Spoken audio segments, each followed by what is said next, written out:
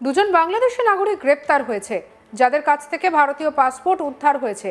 স্থানীয় থানা থেকে এনওসি নিতে হয় পাসপোর্ট পেতে গেলে, কিন্তু পশ্চিমবঙ্গের পুলিশ পয়সা খেয়ে বাংলাদেশিদের ভারতীয় পাসপোর্ট করে দিয়েছে।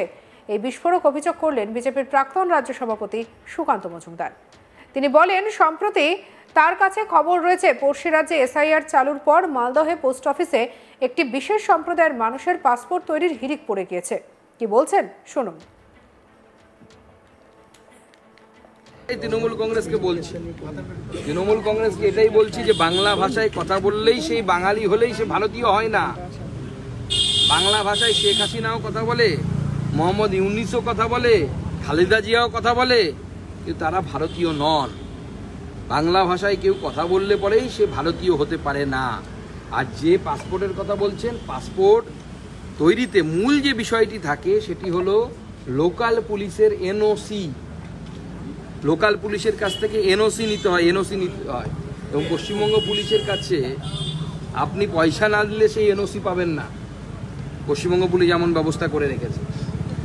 সেই পশ্চিমবঙ্গ পুলিশ এবং এই পয়সা তুলে তুলে কত বাংলাদেশিকে যে পাসপোর্ট পাইয়ে দিয়েছে, যে পাসপোর্টকে ভারতবর্ষের এসআইআর থেকে শুরু করে সব ধরনের এই যে নিরীক্ষণগুলো হয়, সেই নিরীক্ষণে সবথেকে গুরুত্বপূর্ণ তথ্য হিসেবে ধরা হয় পাসপোর্টকে, সবথেকে ওয়েটেজ দেওয়া হয় এই পাসপোর্টকে।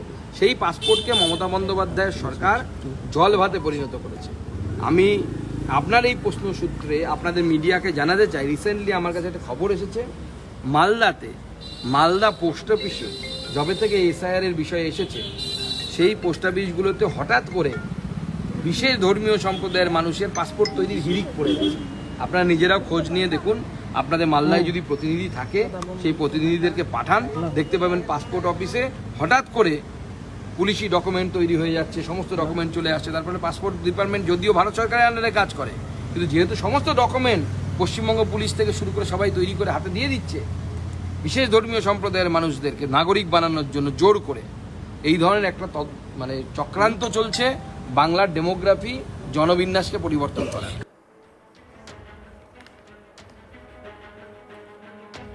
শনিবার 9 আগস্ট নবান্ন অভিযানে অংশ নিয়ে অভয়ার মা আহত হয়েছেন।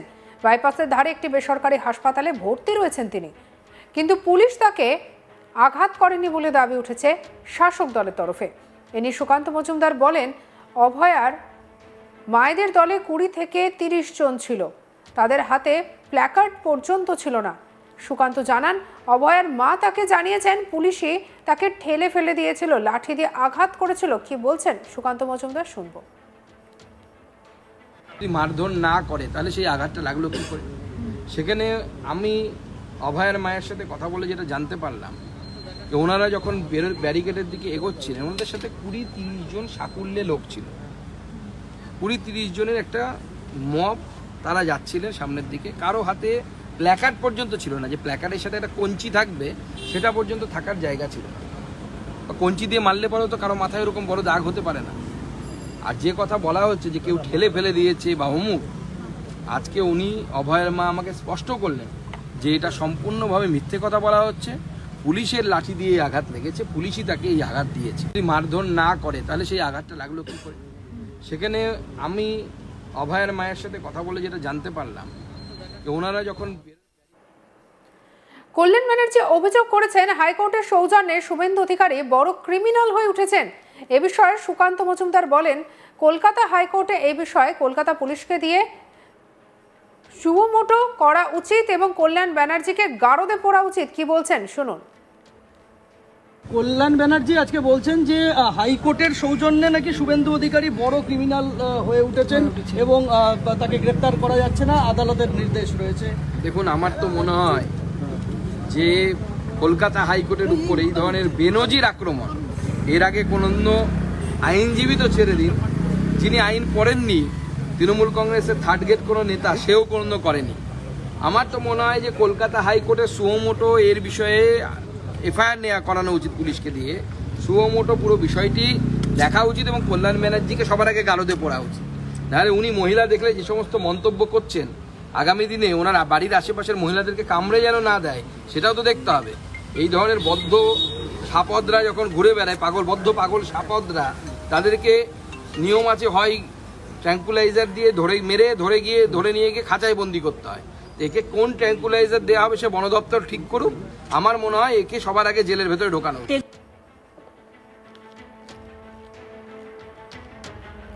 নবান্ন অভিযানকে কেন্দ্র করে কার্যত শনিবার একেবারে অগ্নিগর্ভ পরিস্থিতি হয় কলকাতায়। কলকাতার পার্ক স্ট্রিট, ধর্মতলা সহ একাধিক জায়গায় সেই ছবি ধরা পড়ে। আর ইতিমধ্যেই সেই ঘটনাকে কেন্দ্র করে রাজনৈতিক উত্তাপও বাড়ছে।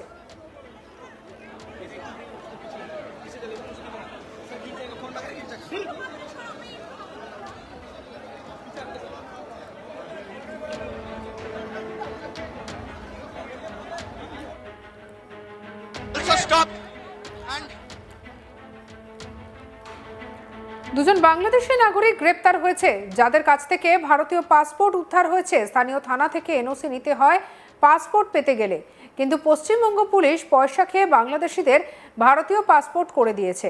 এই বিস্ফোরক অভিযোগ এবারে করলেন বিজেপির প্রাক্তন রাজ্য সভাপতি সুকান্ত মজুমদার। কি বলছেন শুনুন। তৃণমূল কংগ্রেসকে বলছি, তৃণমূল কংগ্রেসকে এটাই বলছি যে বাংলা ভাষায় কথা বললেই সেই বাঙালি হলেই সে ভারতীয় হয় না। বাংলা ভাষায় শেখ হাসিনাও কথা বলে, মোহাম্মদ ইউনিসও কথা বলে, খালেদা জিয়াও কথা বলে, কিন্তু তারা ভারতীয় নন। বাংলা ভাষায় কেউ কথা বললে পরেই সে ভারতীয় হতে পারে না। আর যে পাসপোর্টের কথা বলছেন, পাসপোর্ট তৈরিতে মূল যে বিষয়টি থাকে সেটি হলো লোকাল পুলিশের এনওসি। লোকাল পুলিশের কাছ থেকে এনওসি নিতে হয় এবং পশ্চিমবঙ্গ পুলিশের কাছে আপনি পয়সা না দিলে সেই এনওসি পাবেন না। পশ্চিমবঙ্গ পুলিশ এমন ব্যবস্থা করে রেখেছে। সেই পশ্চিমবঙ্গ পুলিশ এবং এই পয়সা তুলে কত বাংলাদেশিকে যে পাসপোর্ট পাইয়ে দিয়েছে, যে পাসপোর্টকে ভারতবর্ষের এসআইআর থেকে শুরু করে সব ধরনের এই যে নিরীক্ষণগুলো হয়, সেই নিরীক্ষণে সব থেকে গুরুত্বপূর্ণ তথ্য হিসেবে ধরা হয় পাসপোর্টকে, সব থেকে ওয়েটেজ দেওয়া হয় এই পাসপোর্টকে। সেই পাসপোর্টকে মমতা বন্দ্যোপাধ্যায়ের সরকার জল ভাতে পরিণত করেছে। আমি আপনার এই প্রশ্ন সূত্রে আপনাদের মিডিয়াকে জানাতে চাই, রিসেন্টলি আমার কাছে একটা খবর এসেছে, মালদা পোস্ট অফিসে যবে থেকে এসআইআর এর বিষয় এসেছে, সেই পোস্ট অফিসগুলোতে হঠাৎ করে বিশেষ ধর্মীয় সম্প্রদায়ের মানুষের পাসপোর্ট তৈরির হিড়িক পড়ে গেছে। আপনারা নিজেরাও খোঁজ নিয়ে দেখুন, আপনাদের মালদায় যদি প্রতিনিধি থাকে সেই প্রতিনিধিদেরকে পাঠান, দেখতে পাবেন পাসপোর্ট অফিসে হঠাৎ করে পুলিশি ডকুমেন্ট তৈরি হয়ে যাচ্ছে, সমস্ত ডকুমেন্ট চলে আসছে। তারপরে পাসপোর্ট ডিপার্টমেন্ট যদিও ভারত সরকারের আন্ডারে কাজ করে, কিন্তু যেহেতু সমস্ত ডকুমেন্ট পশ্চিমবঙ্গ পুলিশ থেকে শুরু করে সবাই তৈরি করে হাতে দিয়ে দিচ্ছে, বিশেষ ধর্মীয় সম্প্রদায়ের মানুষদেরকে নাগরিক বানানোর জন্য জোর করে এই ধরনের একটা চক্রান্ত চলছে বাংলার ডেমোগ্রাফি, জনবিন্যাসকে পরিবর্তন করার।